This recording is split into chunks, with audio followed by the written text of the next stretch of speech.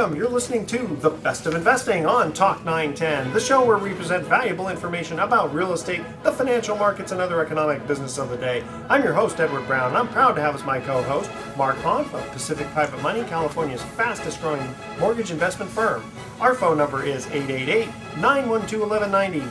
You're going to use that number to answer the trivia questions for 3 vacations given away during each commercial break. You got it. We're giving away 9 vacations during this show. And today's trivia theme, since we've got a bunch of old fogies in the studio here, is Sally Field. Everyone remember Sally Field? Okay. You like me. Yeah, that's right. You really love me. Yeah, like me. That's what it is. Our website is bestofinvesting.com. Check us out on Facebook and YouTube by typing Best of Investing Radio Show. We're also on television, Comcast, Channel 26, and AT&T, Channel 99, on Saturdays at noon and Sundays at 6 p.m. Now, today's special guest is America's business coach. We've had him on before. We'll have him on again. Coach Ron Tunick, who's going to discuss social media, mobile apps, using mobile apps and mobile texting. Ron, welcome back to The Best of Investing. Edward, it's always an honor to be with you guys, man. It really is. It's one of the best shows, I think, in the Western United States. Hey, the world, baby, the world.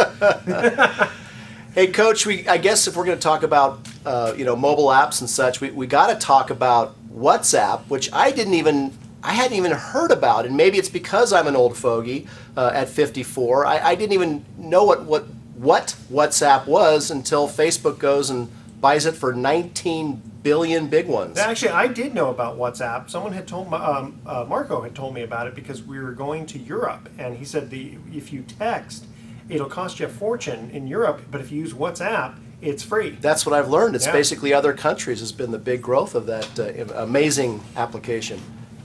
Well, Wall Street has set the bar now, and is given a valuation to the asset of a cell phone number. Now it's a little complicated and it's complex, and all of us do not want to be spammed either at home or the office. We don't want to be spammed on the email. We don't want to be spammed on our phones.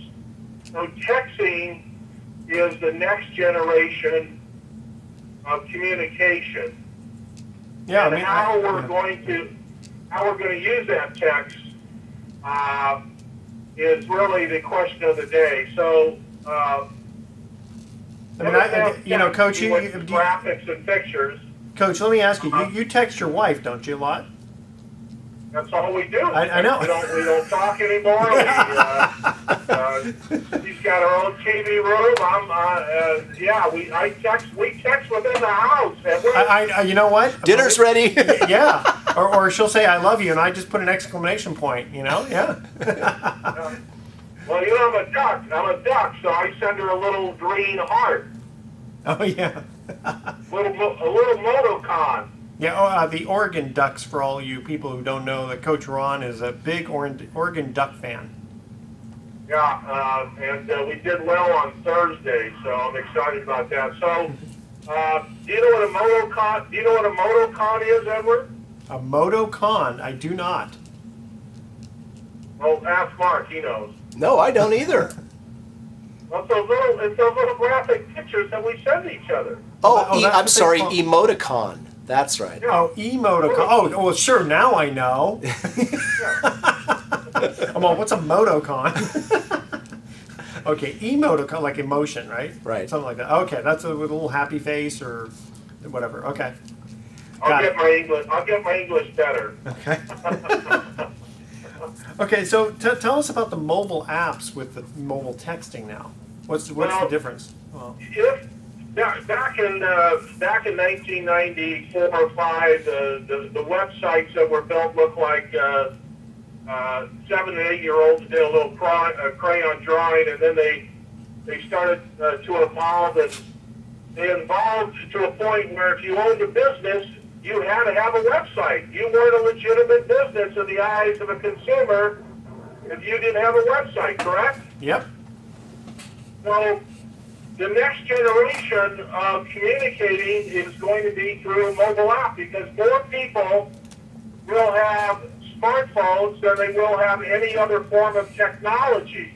Today, there's probably close to 350 million smartphones If you get into somebody's smartphone, you've got into their home, you've got into their office, you've got into their personal life. So if you're a business and you don't have a mobile app, you're going to be left behind. Well, now, okay, if I've got my smartphone, can I just go on to the internet part and Google whatever I'm trying to look for? Yes, well said. You will go into the search bar and you will search for that app or for that business or for that industry. And if an app comes up, you'll probably download it. If you like the app, you'll use the app often. And the guys that are creative and interesting and informative as to how to build these game apps, that's where the money is. Come up with an idea. Let's build a game app together. Well, it all has to do with the advertising part, because they don't usually charge for games, right? We'll call it Three Stupid Birds. Yeah. Well, it's funny. There was a guy, apparently, who built an app, and it cost, I think it was $9,000, and it did nothing. And the whole idea was, it was to be able to say, yeah, I've got this app. I spent $9,000, and he sold like 3 or 4 apps. That's just silly. Hey, Coach. So if texting is the future of the way we use our smartphones, even more so than it is today, how do you see, or do you see text evolving from more than just the plain characters that we use now? Yes, great question. Let me get serious for a moment. If you're listening to our voice and you own a business, probably, I'm not going to say it's the number one asset in your business, but it's probably in your top 5 assets, and that's capturing the cell phone number of your customer. And then being able to ask your customer if you can communicate with them with bargains, sales, discounts, loyalty programs, reward programs, communicating, with the text. Like we build apps for churches. Churches have a captive audience. The people in the church want to support the church. So the smart pastors use their app to tithe, to ask their patrons to tithe, to communicate issues that go on in the church, to use a church calendar. It goes on as to what you can do with an app, but if you own a business and you're not capturing the cell phone number of your customer, you won't be able to compete in another 2 or 3 years. You will not. That's just amazing. I love that idea of tithing to your church just over your phone. I mean, you could do banking now, of course, on the phone. They've got great apps for all the major banks. You could transfer funds and pay bills, and it's amazing now. What in fact, it's what's even more amazing is just the competition in the space of small bill payment within the phone app universe. I can imagine, the old days it used to be they pass the collection plate and you put your check in. Now you put your smartphone, you just deposit your smartphone in there and they'll scan it, and then eventually at the end of the service you'll get your smartphone back. Yeah, just walk up and tap your phone against some device and it'll just clink. No, you're absolutely right. Not today's show, but maybe if you invite me back we'll get into chip technology. But Europe is ahead of us in terms of their chip technology. So Edward, in jest, you're right on and spot on again. Probably in another 3 or 4 or 5 years, we will just point our phone towards some kind of a chip, and it'll take the money right out of your account. Yeah, interestingly enough, I met a guy who invented some kind of chip hologram whatever thing that goes all this fancy technology stuff that goes on your credit card, and apparently it's like what the latest thing people were doing for identity theft was they were coming by near your wallet, and that's in your pocket, and they'd have some kind of a scanner and they could just scan from the magnetic code, so you never even took it out of your pocket, and yet your identity was being stolen. So he came up with this kind of special chip that basically, if it's got something like if it bends or something, and it's really weird, but basically you can't steal someone's identity that way. Wow. Okay, now hold on. Stay with us, Coach. We got to cut to our first commercial break. And again, the theme is Sally Field. You love me. You really like me. Okay, here it is. Sally Field played Sister Betrayal on what TV show in the late 1960s? The first 3 callers with the correct answer win a free 3-day, 2-night stay at the Lighthouse Resort. I know the answer. I know the answer. Well, you can answer when we come back from break, Coach. Don't get your suspenders in an uproar here. Don't touch that dial. We got Ron Tunick here, who's talking about mobile apps and texting. Welcome back to the Best of Investing. I'm Edward Brown, your host, along with Mark Hunt, president of Pacific Private Money. And when we get into the question for you, Mark, it'd be very interesting to Stay tuned. Stay tuned. Okay. So the first commercial break, we asked this trivia question. Sally Field played Sister Betrayal on what TV show in the late 1960s? Coach, you were old enough to watch that show. Flying Nun. The Flying Nun. I thought it was Lost in Space. No, Sister Betrayal. There's no nuns in space. Toby Gillis. Yeah, Toby Gillis, that's right. And we are on the phone here with America's coach, business coach, Ron Tunick, and he's discussing about mobile apps and mobile texting, and he's going to teach us a little bit about social media and how to grow our business. Coach, take it away. Thanks, Edward. Thanks, Mark. Yeah, and during the break, you want to record the breaks so more interesting than the show. But you guys both said some very interesting things that our audience should understand, and that's marketing, technology, branding changes about every 3 or 4 months. Just when we think we have it down pat, something else pops up. Well, I'll tell you what's popped up, and that's Google Hangouts. I'll tell you what's popped up, and that's how to use Facebook effectively. I'll tell you what's popped up, and that's how to use video, YouTube. It's sad, but we don't read anymore. We want to be entertained.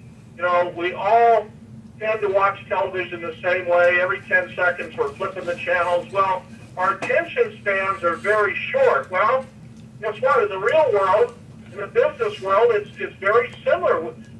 You're not going to go and visit somebody and sit down for an hour and a half and try to convince them to buy your product. You've got to create an environment in which they want to do business with you. You've got to create a culture in which the customer says, I would be stupid not to do business with Edward Brown. So where do you start? I tell them you're stupid if you don't deal with Edward Brown. You've got to lay groundwork, you guys. So I would say in my workshops that I talk about social media quite a bit today because it's a great way, an inexpensive way to lay the groundwork, to build the name recognition, the brand recognition, and to create that culture by inviting people into your life in a certain way. Now, YouTube, you guys, probably next year or the year after, more people will be watching YouTube than they will be watching television. Well, it's funny that I heard that is like the second largest search engine next to Google. Wow. Yeah. All kinds of big companies are getting into the YouTube business. They're getting into the YouTube show business. So I'm working myself on creating a show that will be on YouTube.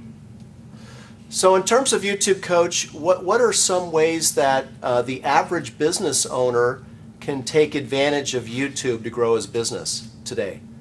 Great question. So here's what you'll hear most small to medium-sized business owners say, especially entrepreneurs.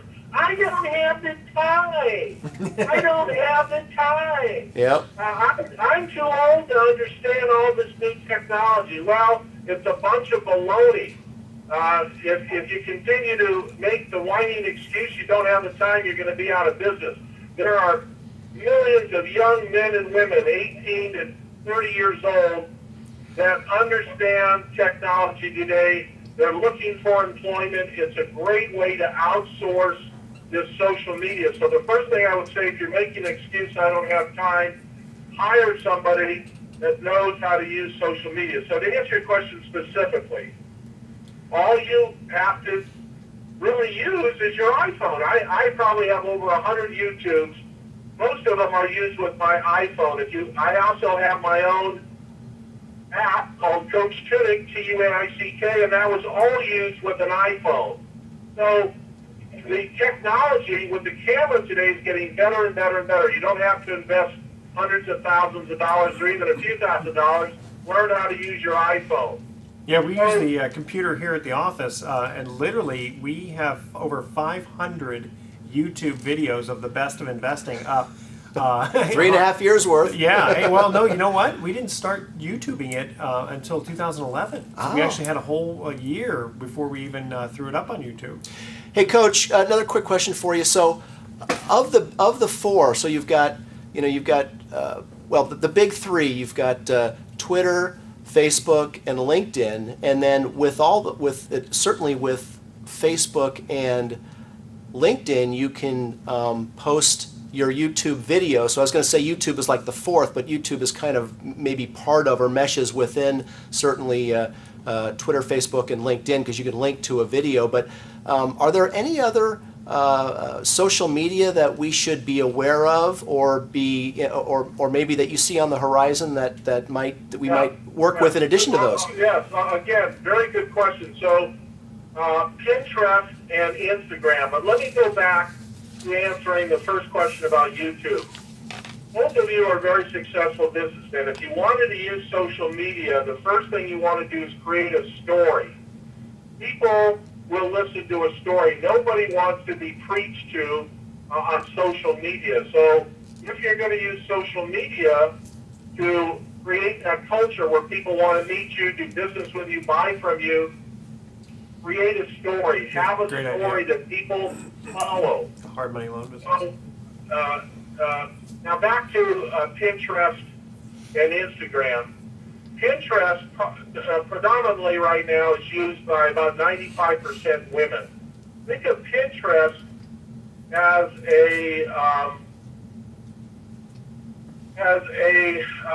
searching for the right word. It's like a bulletin board, isn't it? Bulletin board of ideas, pictures, inspirations. A bulletin board of pictures, yes. Yeah. So we all like very cool pictures. When we see a cool picture, we like to share it. So Pinterest right now is growing amongst women. If you want a female audience, if your product caters to a female audience, you want to be living on Pinterest and creating through your pictures a story so people will be interested in what you have to say and what you have to do. Instagram is similar for a little younger crowd, but Instagram is also growing in popularity. Both of them are picture-based and video-based. You know what I really like about a recent change that Facebook did, because I haven't been a big Facebook fan. Not a lot of my friends use it, yeah. but yesterday I was on Facebook and I noticed that the videos will automatically start to play as you're scrolling down, and so more often than not you're going to go and at least check it out. And like yesterday I saw the funniest video about a dog that was chewing a bone, and I guess his own leg was creeping up, his back leg was moving, and he was attacking his own leg for fun. Well, it was stupid, like a dumb cat video. I'm sorry, but, Okay. but it was just I never would have watched it otherwise. And so a number of other videos that people start talking, and you just sit there and listen to them. I just think that's pretty fascinating. Yeah, Coach, are you a fan of Twitter? No, Either I'm am I. not. And Twitter is Twitter's confusing to a lot of people. What's happened to Twitter is business owners have got on there and have not used Twitter what I would consider to be properly used. They go on there and they preach and it's really become nothing more than me. Well, that doesn't work. I don't know. If you're famous like you two, like the both of you, and you can create thousands of people to follow you because you're extremely interesting or provocative. So Twitter works if you can create that somebody, if you can create something special about you, and you can create enough followers where they buy into stories. So Twitter is a good example of creating from day one a story. and keeping very consistent with Twitter. I think where people make a mistake is they become inconsistent. They don't understand how Twitter works, and it just bores people to death. I don't care that you ate a hot dog at Joe's, you put mustard on it, now you're putting relish on it, now you're done with your hot dog, and you're going down the street to buy a coffee. I don't care. And that's what a lot of people were doing with Facebook. Okay, Coach, stay with us because we're talking some interesting things here with social media. So we're going to cut to our second commercial break here. And again, the theme is Sally Field. Sally Field got her first start on TV as a boy-crazy surfer girl on what TV show in the mid-1960s? The first three callers with the correct answer win a free 3-day, 2-night stay at the Lighthouse Resort. To answer this question, Sally Field got her first start in TV as a boy-crazy surfer girl on what TV show in the mid-1960s? Make sure to include your name and your email. Spell out your email slowly, one letter at a time. Don't touch that dial. The Best of Investing will be right back. Welcome back to The Best of Investing. I'm Edward Brown, your host, along with my co-host, the famous Mark Hunt of Pacific Private Money. When we cut to the second commercial break, we asked this trivia question. Again, the theme is Sally Field. Sally Field got her first start on TV as a boy-crazy surfer girl on what TV show in the mid-1960s? Coach, what's the answer? Gidget. Widget. No, Gidget. That is correct. Very good. We'll get back to the social media stuff in a little bit, but I want to get an email to Mark here that a listener popped in with and said, what options do I have if I want to invest with you, but I don't want to be in a fund? Good question. Well, I get that question, pretty much every week. And so for new listeners, my company is Pacific Private Money, and we're based in the Bay Area. Our business model is we make loans to real estate investors who can't get loans from banks to buy, fix, and flip real estate or for any investment real estate purpose. And the source of our money, we're like a bank, but we don't lend out the government's money or bank's money. We're lending out private individual money. So like a bank, we use private individual capital to make our loans, but we don't actually have deposits. Instead, we have a product that we call the Pacific Private Money Fund, which is an opportunity for you to invest your money for any period of time with a minimum of 2 years and earn 8% or more on an annualized basis, much like you would in a money market account. And one of the best ways to compare it to is it's like a mutual fund of mortgage secured notes. And so again, the only business we do is we make loans secured by real estate to real estate investors, generally 70% loan to value or less. And so,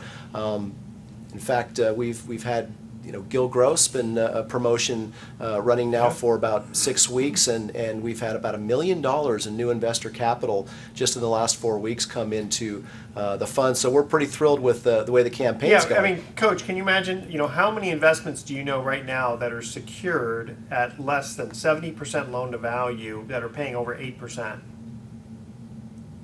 Well, I don't know that much about it, but I will say this as a capitalist, that what Mark is doing is so valuable in our culture that this is how America was built. And this is interesting enough how other cultures survive. You look at who's starting businesses in the United States, and it's immigrants. And immigrants create these kinds of investment funds. What you're doing, Mark, is a little bit more intelligent in terms of safety because it's backed by real estate here in the United States. But in California, what you're doing is extremely valuable to the entrepreneurial community. I support you 100%. And you could use YouTube to tell your story. You could go on YouTube and have testimonials of happy investors, testimonials of people that have done well with you. Show the properties that they have invested in.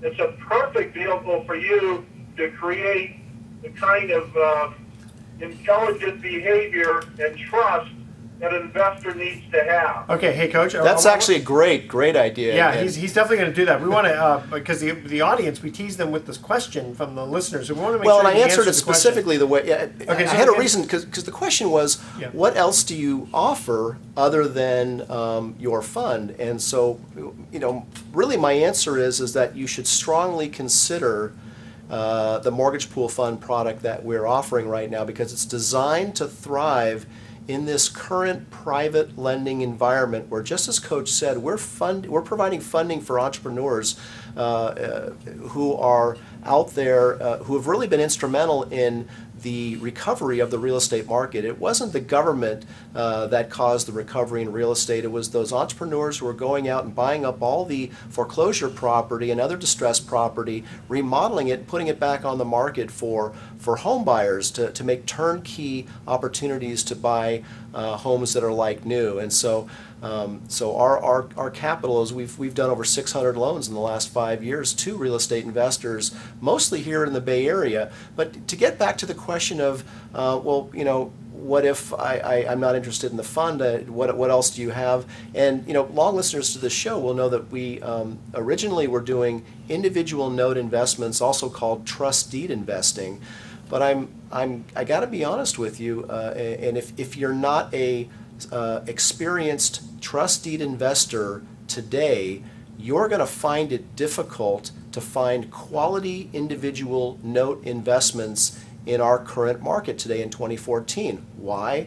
Well, because trust deed investing has grown in popularity, particularly in the Bay Area, and there are millions, if not billions of dollars of liquid capital looking for higher yields. And the people that I know who are successfully investing in individual notes, these are guys that have lots and lots of capital to play with. They're sitting on several $1 million of cash. They've been doing private lending for 10, 15, 20 years, and they can make up their mind up very, very quickly. And in fact, the only individual notes that we're doing now at Pacific Private Money are all going to a small handful of very wealthy, very sophisticated private lenders who I can count on to make a decision literally in 5 minutes. If you're new to trust deed investing, that's just not fair for me to ask of you, and I won't. I'm not going to ask a new person to make a decision to invest $100,000, $300,000, $500,000, and make up their mind in 5 minutes because the next phone call I get might be a funding commitment from somebody else. That's really the nature of the game right now. And so the reason why we created the fund a year ago was to allow the average person who doesn't have the time or inclination or experience to invest in an individual note and to participate in the very, very fast universe of trust deed investing. If that's not you're going to be hard pressed to get a quality note. And when I say quality note, what I mean is the notes that you will find available are going to be the ones that the sophisticated guys are passing up on, and they're probably not the ones that you want to invest in. Yeah, good point. It's interesting because you do have that ebb and flow. Sometimes there'll be just lots and lots of money trying to chase whatever deals, and sometimes you just have too many deals, and now you got to go find the money. Right now, there is more money chasing fewer deals, and if you think about how tight the real estate market has gotten in the Bay Area, it would make sense. There's actually many of my rehabber clients are having trouble finding opportunities to buy property at the right price and not get outbid by someone who's willing to pay a higher price for a property. Yeah, because the kind of deals that you're doing from the risk-reward standpoint probably should be paying about a 5% return. Exactly. But the thing is, you're able to pay 8% because you're able to charge the borrower more than that. There's never been a higher differential between savings rates and private money yields on real estate secured notes than there is today, and it's not going to last because it's historically been about 5 percentage points. Right now, it's closer to 7. So at least or more. I mean, what do you get in a money market account? Less than 1%. Yeah. We're paying 8.5% right now in our fund. So almost an 8% differential. Which is interesting because I did find a bank that is paying 1% on a money market account. Oh, they're crazy. They are crazy, yeah. But I mean, it's interesting. And audience, if you're interested in finding out who that is, I'm not going to say it on the air. You can email Edward at bestofinvesting.com and say, just put in the title, which bank is paying 1% on a money market account, and it's not.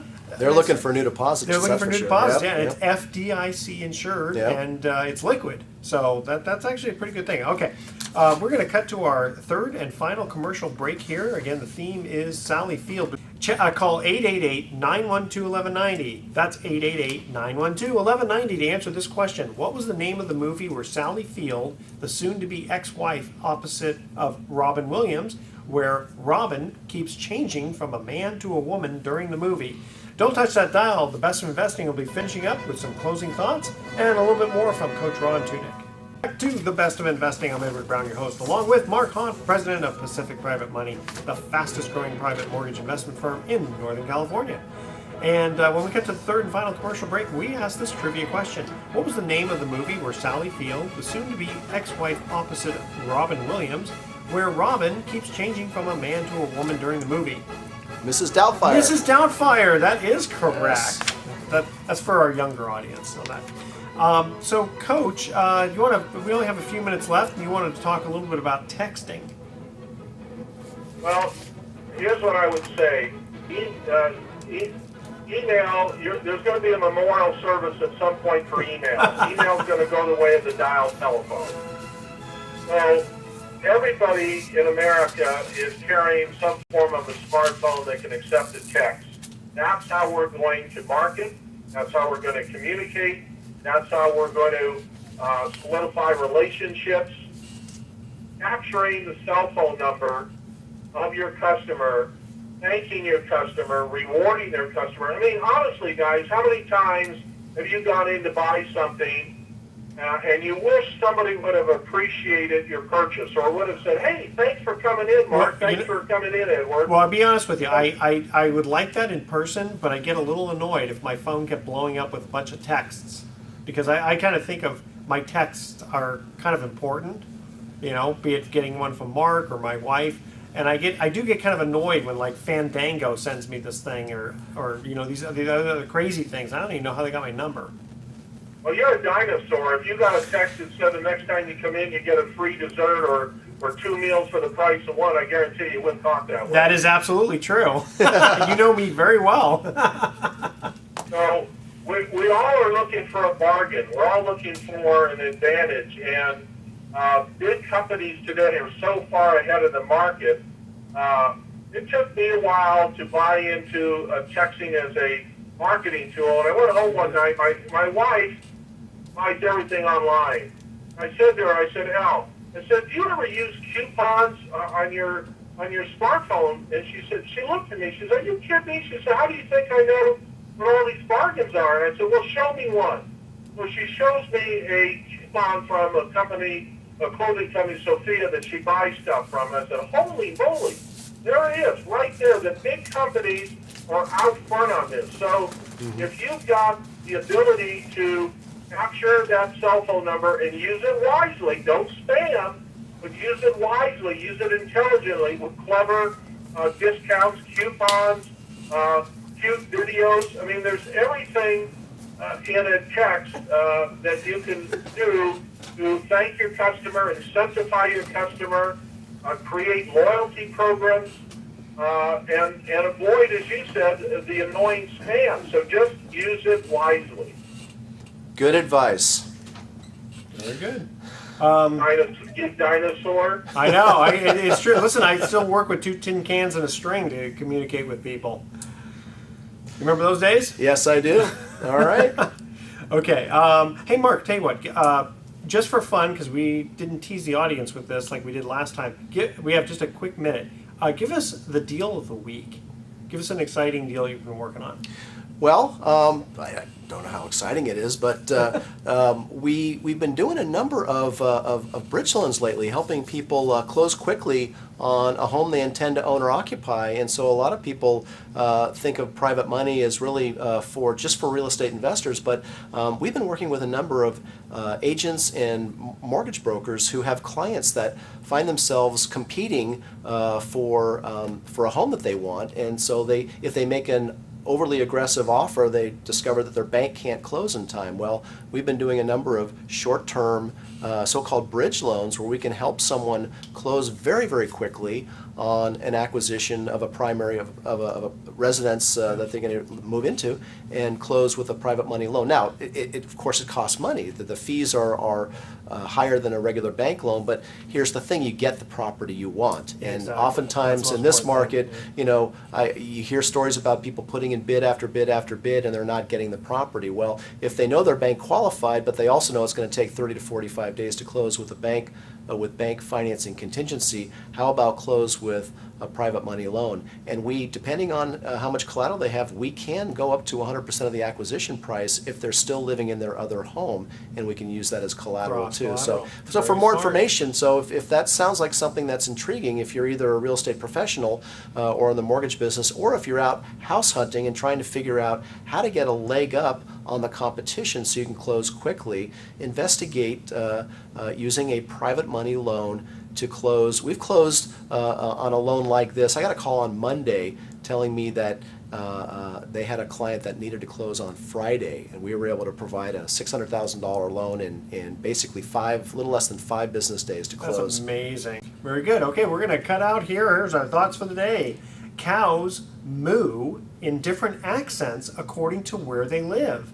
So in France, they must say le mou, le mou. And scientists have discovered that the Earth's rotation is slowing.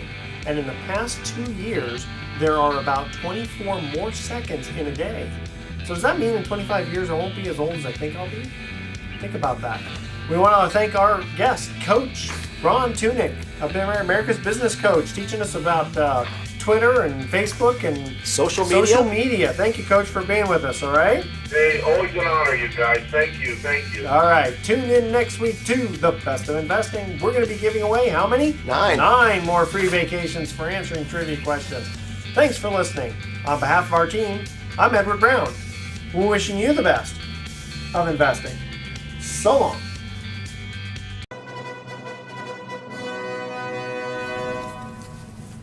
Welcome. You're listening to The Best of Investing on Talk 910. This is the show where we present valuable information about real estate, the financial markets, and other economic business of the day. And for those of you listening for the first time, because we do have a lot of new listeners, imagine a few people sitting around a bar having drinks without the drinks, talking business with you, the audience listening in. I'm your host, Edward Brown, and I'm pleased to have as my co-host Mark Hanf of Pacific Private Money, California's fastest growing private lender, and Catherine Harris of Karate & Karad, CPA. Answer this question. Arthur's theme, The Best That You Can Do. Who sang it? 888-912-1190. Make sure to include your name and your email address. Speak slowly. Spell out your email one letter at a time. Don't touch that dial. The Best of Investing. We'll be right back. Welcome back to The Best of Investing. I'm Edward Brown, your host, along with Mark Hunt, president of Pacific Private Money, and Catherine Harris, CPA of Karate & Karad. When we cut to the first commercial break, we asked this trivia question. Again, the theme is #1 hits of the 1980s. Arthur's theme, The Best That You Can Do. Who sang it? Do you know? No clue. No clue. Okay. It's those 2 young kids who were wearing their pants on backwards, crisscross. Crisscross. No, but you're close. Christopher Cross. The other Very crisscross. good. That's very good. Okay. So now, Catherine, you got an interesting article to share with us. You know, on the show, we keep on talking about mortgages and what was to come in 2014. And I saw this article, and it was a different twist on the discussion. It read, new mortgage rules aim to clarify and simplify. The first few sentences read, it seems so obvious. You shouldn't qualify for a mortgage unless you can afford it. And I guess the government... I'm steaming here. I have to take my sweater off. I can feel it. For me, and I actually do, I can appreciate, obviously, the public in the United States got a little selfish, and we could not control ourselves, and something happened called the downturn, and so they had to step in. which usually that's what happens with the government. We're They here have from to. the government, and we're here to help. Yes. If you're here to help us. Thank you, Ronald Reagan. And yes, and usually they have good intent. I can appreciate clarity. I don't know about that. Well, see, for me, Okay, like that's fair enough. clarity. Well, Dodd-Frank was sold on the idea that something has to change. We can't let this happen again. And what was this? Banks were giving away money, making loans to people who couldn't afford to pay them, doing these nasty subprime loans with rate adjustments that they didn't, that people were unaware of, all this stuff. Yes. So here, this the that's- Street So article it says. sounds lovely. Yeah, they new do mortgage need rules need to this. clarify and simplify. If that were now, that may be the intent. That may be the positive spin they put on it. But the practical effect of the hundreds of new regulations, thanks to Dodd-Frank, have been, in my opinion, a complete disaster, and are going to continue to be a disaster through 2014. So there's no clarity and Yeah. there's But no you know, simplification. in all fairness, though, the one thing they are right about, if they had done nothing, then we probably would still have these brokers just trying to churn these loans and give money out for no reason at all, The so-called exotic loans Exotic with the pick-up loans. payments, Yes, or exotic. Pick-up oh my payment. God, interest-only payments. And how I picked frightening. 0 as my payment. How's that? Sounds. Why don't you give me money? Yeah, I'll that's stay in right. the house.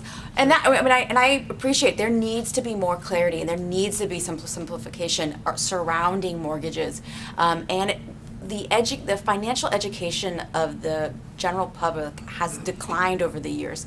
I've heard that. It is. I believe it too. Because you're gonna get me steaming on another I know, I was issue. gonna say, I can you see don't. I see the media, smoke coming out of your ears there. I've had people who don't know how to reconcile a bank account. Like, that is mind-boggling Yeah. to me. And I imagine to people in your generation, but that's how the people are they just don't know much. College graduates, they come out and they don't know how to balance a checkbook. Yes. That's They great. they're Addition they're and subtraction. it's amazing what education level you I usually needed take to out my have it. protractor. But I'm just amused by this. Is an But, article yes. on CNBC, and the author of this article, who will remain unnamed, is. I mean, you almost think, what's this guy, a mouthpiece for somebody on the Frank Dodd committee? I mean, that's just. I don't know how anybody who really actually understands the practical applications of this myriad of regulations, how they could say that, because it certainly does not clarify nor simplify. It may aim to, but when has any new regulation passed by the government ever led to something being simpler or clearer? Look at Obamacare. I mean, they just Well, look at they our do- taxes. They don't. They Do ju- you- and do that's you the do your own problem. taxes? Oh God! And even then, I'm like, I might need to check a little bit on that because there's always new things coming out.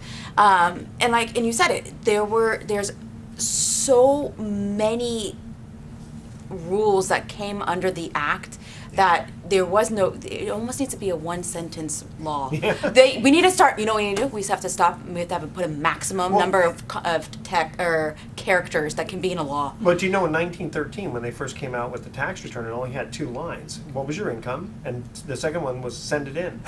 Basically, and sign. And there you go. right. Someone said it. This is I think the 100th year for the tax Yeah, return. that's right. Funny. Let's celebrate.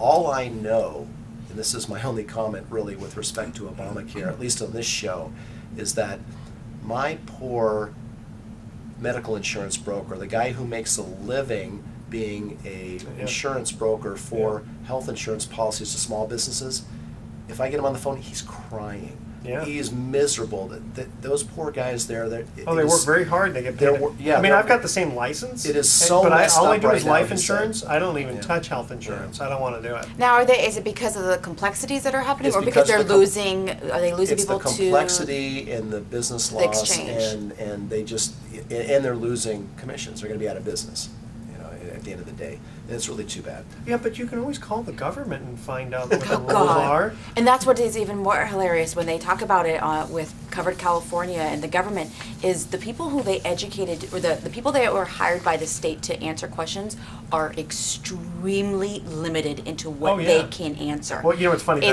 heard Here's the this- form. I was listening to Armstrong and Getty, I think it was a couple of weeks ago, and they said there was a poll that said, how many people are for Obamacare?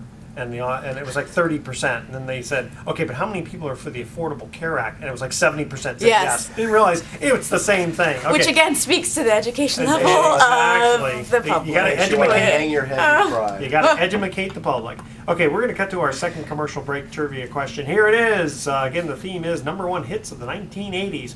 Who sang Mickey? Oh, Mickey, you're so fine. You're so fine. You blow my mind. Hey, Mickey. No, I'm not going to Hey, get that Mickey. song out of my head. The answer to this question. Who sang Mickey in 1982 and recorded an MTV video showing her as a cheerleader? One more time, 888-912-1190. Make sure to include your name and your email address. Speak slowly, spell out your email one letter at a time. Don't touch that dial. When we come back, the best of investing, we'll get into some very interesting emails with our other hosts here. Well, welcome back to the best of investing. I'm Edward Broughton, your host, along with Mark Hanf and Catherine Harris. When we cut to the second commercial break, we asked this trivia question. Who sang Mickey? This is, again, 1980s number one hits. Who sang Mickey in 1982? I can even actually sing it, but I don't know who sang it. Was it one of the Spice Girls? Yes, Tony Basil. Actually, she was not a Spice Girl, but she Tony wasn't. Basil. Okay. Free Spice. Free Spice. Wait, what? Every Spice? Pre-Spice. Pre-Spice, that's true. Okay, we are going to get right into our emails here, and again, we're getting close to tax time here. So, Catherine, the email we received for you, since you're a CPA, why should I use a CPA instead of using an online service to prepare my tax return? That's a really good question. It is a good question. If you see the two commercials for one that is I'm going to say H&R Block. Yep. We used to call them H&R Blockhead. But yeah. Who've left $1 billion, 50 billion on the table? They're saying. They're saying if they can fill up $500 at each football stadium in the country, because that's how much. That's the commercial. That's how the commercials. If you did the tax return yourself, you left roughly $500 on the table on average, for statistically, each person. Okay. And if you look at TurboTax, they say it's amazing what you can do by yourself. So you have these two commercials. We should put them in a boxing ring and see what they can do. Like, okay, well, it's amazing what we can do by ourselves. We can leave $500 on the table, is what we're saying.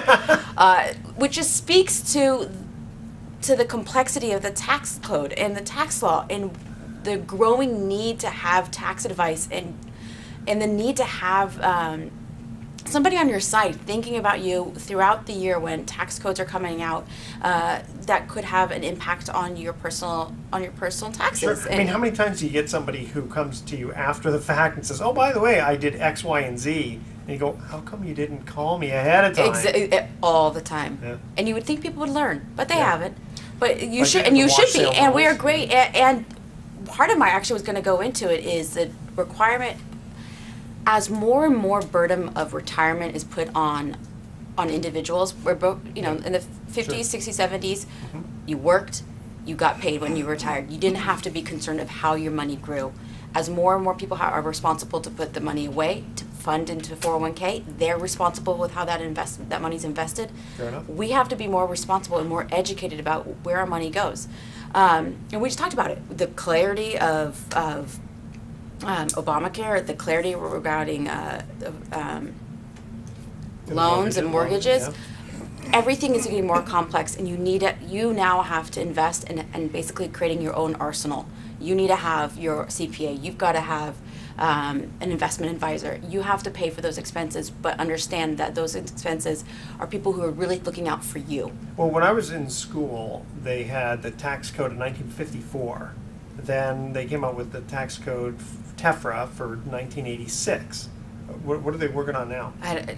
It's an ongoing every day. There's something Yeah, changing. they don't Is it need still to the- have a major anagram for it. Wait, No, exactly. Is That's how it it is. still the 1986 code, or I- do they make it something else? I mean, it doesn't matter. Every because year it changes, so I imagine they keep, and it never Yeah. gets, and anything government, they never take things away. Everything gets added on. There's more information. They always talk about maybe having this flat tax or a simple tax Yeah. or some type of, and never. No, and then sometimes I'm some betting stuff against it. expires, but then they say, "Well, but we retroactively reactivated it." And, Well, especially for 2014, and that's Yeah.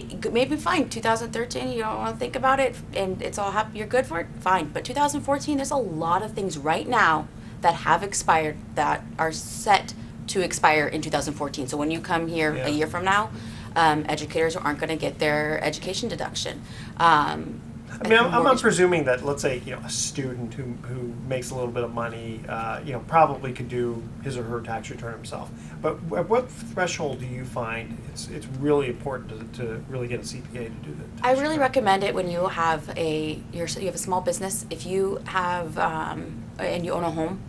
Okay. If you really don't understand it and you really want someone to walk you through it and be there for you, I've had people who literally just have a W-2, and that's all but they want me to explain everything to them. Well, there's certain things like with the home, they might have done some improvements where they get credits and they didn't realize it. Exactly. Yeah. So generally speaking, once you get to having a home and you have some investments or you have a small business, it's suggested, I would advise that you have a CPA. And use them as a tool. You call them throughout the year before you make decisions, because oftentimes I had somebody call today. Oh, I can take this as a deduction. Should I pay it today? I was like, yes, you could have taken it as a deduction if you paid it last month. Yeah. So let's start planning for next year. So you can think ahead, but generally speaking, it's when you start to have your own home, you've got a couple W-2s, you own your own business, and you've got some investments. How much of your business is refiling a prior year's tax return to go get a deduction that they didn't get? You mean an amended return? Amended return, yeah. 1040. So oddly enough, not so substantial, because usually what we're getting are clients who already have CPAs. It's not often that we're getting somebody who Interesting. doesn't previously have had a CPA. But sometimes you'll find the old CPA didn't really know what they were talking about. Oh yes, which scares me. And I imagine you guys have that in your own industries. It's amazing what some people, which is kind of my other question, or my talking point for the day. My soapbox. My soapbox is this arsenal of professionals that you should have, but also asking questions in their disclosures. Is make sure you know how they get paid. And that's something I think about Mark is he's upfront about how he and that's important. Yeah. If you don't understand how somebody gets paid, if you don't understand how they make money, you make money, they make money, ask questions. One, we get excited because then we just get to talk about our business, which is we enjoy talking about. But I want people to understand their taxes. I want them to understand why they didn't get much of a refund, or you need to plan and let's try to get some of these deductions in earlier next year. Here is our third and final commercial break trivia question. Again, the theme is #1 hits of the 1980s. What was the rest of Prince's band's name? Oh. So remember Prince, and he changed his Yes. name to some kind of a Symbol. Symbol, thank you. And then I think he changed it back. Welcome back to The Best of Investing. I'm Edward Brown, your host, along with Mark Hunt and Catherine Harris. When we cut to the third and final commercial break trivia question, we asked this question. What was the rest of Prince's band's name? So there was a band named Prince. Everyone knows who Prince is. What was his band's name? What was the rest of it? Is it Prince and the Purple People Eaters? No, but it's Prince and Oh my God. P? No, I'm. Prince and the Revolution. Oh gosh. I didn't know that. Okay. I've been in real estate for 30 years, and we borrowed a lot of hard money 10, 20 years ago, and we were generally paying about 12% for it. And even before I got into the business of private money lending in 2008, I used to borrow regularly from time to time from a local company here in Marin County that was doing hard money loans. And one time he told me how they factored in the price. And he said, well, we take the prime rate, which, historically the prime rate used to go all over the place. It'd go up, it'd go down. It's in the last 30 years, I think we've never had a period like we've had in the last, 5 years where the prime rate almost never moves. But, the prime rate historically has been, fairly, I won't say volatile, but active. It changes. And so they used to price their private money at the prime rate plus 5%. So if the prime was at 7, which was not an unusual number back in the day, they were lending the money out at 12. So is that kind of metrics going to return? I don't really know. Now if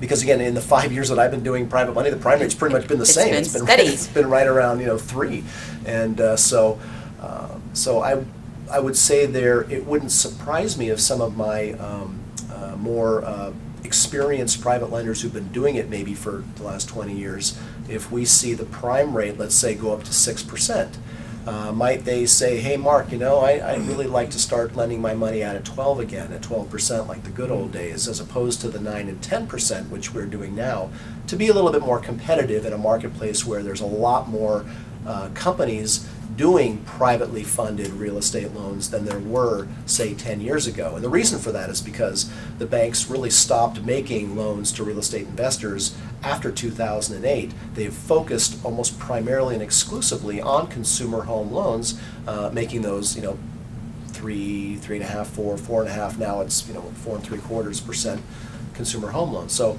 the private money lending industry is really a kind of a different industry. It's almost a new industry that's evolved over the last 5 years in response to the void that the banks left in the credit markets when they left in 2008. So will rates rise privately?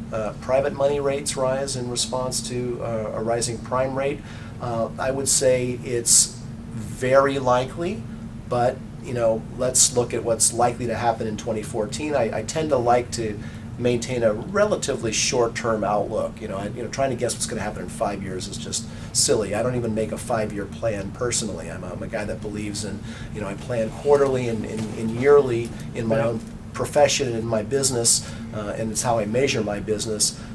We've been listening to a lot of people at the real estate events last couple of weeks talk about their predictions for 2014, and I would say on average I'm hearing predictions of mortgage rates for consumer home loans to be somewhere in the mid-5s at year end. I haven't heard anyone say yet that they think it's going to hit 6% in 2014. It would surprise me. The Fed has promised to try to keep a lid on interest rates. So in any event, I don't expect there to be much of a change. I would say that private money rates certainly through 2014 are probably going to stay right about where they are, and it's right around the range, the narrow range of 9 to 11%. That's pretty much where all of the loans that we make at Pacific Private Money fall explain into. to the audience why these people are coming to you. Why are they borrowing at 9 to 11%? Well, they're borrowing at 9 to 11% because they want to use leverage. They don't have enough money to pay all cash for real estate that they want to buy, fix, and flip. And so the only market is the private market, the private money market. Why can't they That's go the to the only bank? supplier. Well, there's three That's reasons it. they can't go to a bank. One is because the banks, can't react quick. Well, first of all, if you find a bank that will make you a loan, most banks aren't making investment property purchase loans. But if you find one, they generally can't loan fast enough. So really, that's the primary reason is if you could find a bank, if you were qualified for an investment loan, you can't close fast enough. Really, in this market, as we know, it's gotten inventory is not at levels of where it was years ago because there's just not enough people putting their homes on the market. So Great. Thank you both again for being in the studio here. Here's our thoughts for the day. Heart attacks are God's revenge for eating his animal friends. That's true. And remember, when the chips are down, the buffalo is empty. I'm sorry. oh, that's terrible. That's terrible. Who gives me these puns? They're not too. You stay up at night just getting giddy about it. Oh, yeah, that's a good one. I don't invent these though. Okay. And they are too punny, I gotta tell you. Okay, tune in next week to The Best of Investing. We're going to be giving away, how many? 9 more free vacations for answering trivia questions. Thanks for listening. On behalf of our team, I'm Edward Brown, wishing you the best of investing. So long.